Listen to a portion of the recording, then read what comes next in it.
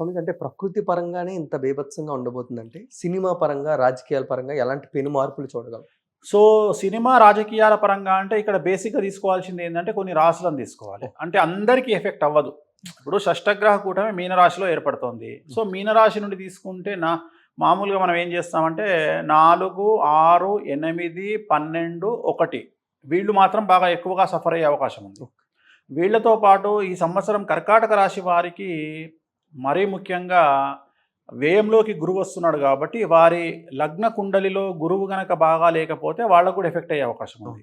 అలాగే మకర రాశి వారికి ఈ సంవత్సరం ఒకే ఒక్క సమస్య షష్టగ్రహ కూటమి వల్ల ఏర్పడుతున్న సమస్య ఏమిటి అంటే భార్యాభర్తల మధ్యన ఎడబాటు లేదా భార్యాభర్తలకు గొడవలు జరిగే భార్యాభర్తలకు విడాకులు అనేటువంటివి ఈ సంవత్సరం మకర రాశి వారికి కనిపిస్తూ ఉన్నాయి.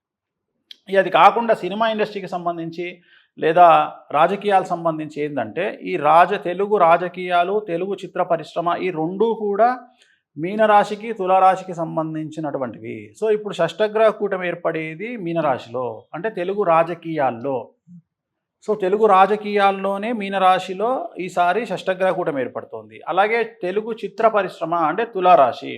తులారాశి 6వ స్థానంలో ఇవాళ మీనరాశికి షష్టగ్రహ కూటమి ఏర్పడుతోంది. అంటే అతి ముఖ్యంగా బాధింపబడేవి 2, అతి ముఖ్యంగా ప్రభావితం కాబడేవి 2.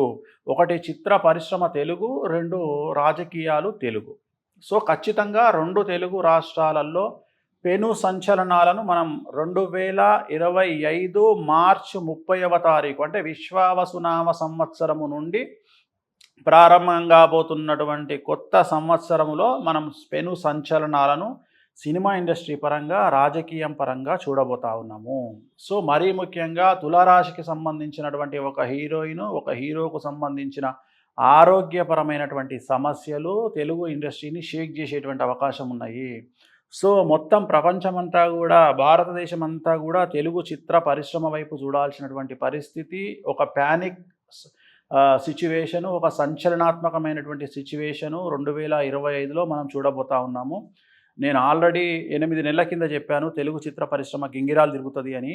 సో, తెలుగు చిత్ర పరిశ్రమ ఆల్రెడీ గింగిరాలు తిరుగుతూ ఉంది. నెక్స్ట్ ఈ నెల 30 నుండి రాజకీయము గింగిరాలు తిరగడం స్టార్ట్ అవుతుంది. సో, పెను సంచలనాలు ఉంటాయి. కర్కాటక రాశి, మేషరాశి, తులారాశి, సింహరాశి, మీనరాశి, మకర రాశి జాతకులకు సంబంధించిన వాళ్ళు ఎవరైనా సరే చిత్ర పరిశ్రమలో ఉన్న, రాజకీయ రంగంలో ఉన్న వాళ్లకు సమస్యలు తప్పవు తప్పవు తప్పవు తప్పవు తప్పవు. సో, ఇది ఓవరాల్గా చిత్ర పరిశ్రమకు సంబంధించి, రాజకీయాలకు సంబంధించినటువంటి ఇండికేషన్. అలాగే దేశ రాజకీయాల్లో కూడా చాలా పెను మార్పులు ఉంటాయి.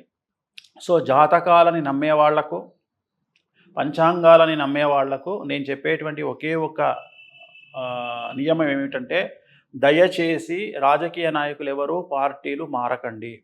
సో, త్వరలోనే బళ్ళు ఓడలు, ఓడలు బళ్ళు అయ్యేటువంటి అవకాశాలు కనిపిస్తున్నాయి కాబట్టి నా సజెషన్, మీకు ఇవ్వబోయే సజెషన్ ఏమిటంటే దయచేసి ఎవరు పార్టీలు మారకండి. పార్టీలు మారడం వల్ల మీరు సమస్యలను ఎదుర్కొంటారు. అది న్యాయ వ్యవస్థ పరంగా అవ్వచ్చు, లేదా వ్యక్తిగతంగా అవ్వచ్చు. మీరు ఎక్స్పెక్ట్ చేసినటువంటి లాభాలు మీకు దక్కకపోవచ్చును. మీరు తీసుకునేటువంటి నిర్ణయాలు తప్పుడు నిర్ణయాలు అయ్యే అవకాశాలు ఉన్నాయి కాబట్టి ఎట్టి పరిస్థితుల్లోనూ పార్టీలు మారకుండా ఉన్న చోటే ఉండే ప్రయత్నం చేయండి. అది దేశవ్యాప్తంగా అయినా సరే, రాష్ట్రాల వ్యాప్తంగా అయినా సరే. స్వామీజీ అంటే ఇప్పుడు చిత్ర పరిశ్రమ గురించి చెప్పడం జరిగింది. అంటే రాజకీయ నాయకులు బట్టి ప్రభావం ఉండబోతుందా? రాజకీయ పార్టీలకు ఉండబోతుందా? చిత్ర పరిశ్రమ రాజకీయ నాయకులకు ఉంటుంది. ఎందుకంటే పార్టీలకు ఏం సంబంధము? ఇక్కడ నాయకులను మనం ఇండివిజువల్గా, అందుకని రాసుల గురించి చెప్తున్నాం మనం. ఇక్కడ మనం ఏమి ఇండివిజువల్గా వ్యక్తిగతంగా ఒక పేరు చెప్తలేం.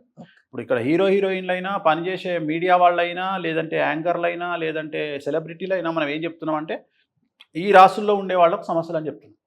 అంతే తప్ప ఎక్కడ కూడా మనం వ్యక్తిగతంగా ఈ పర్సన్ అని చెప్తలేం. మనం ఓవరాల్గా అంటే వాళ్ళు చూసుకుంటారు.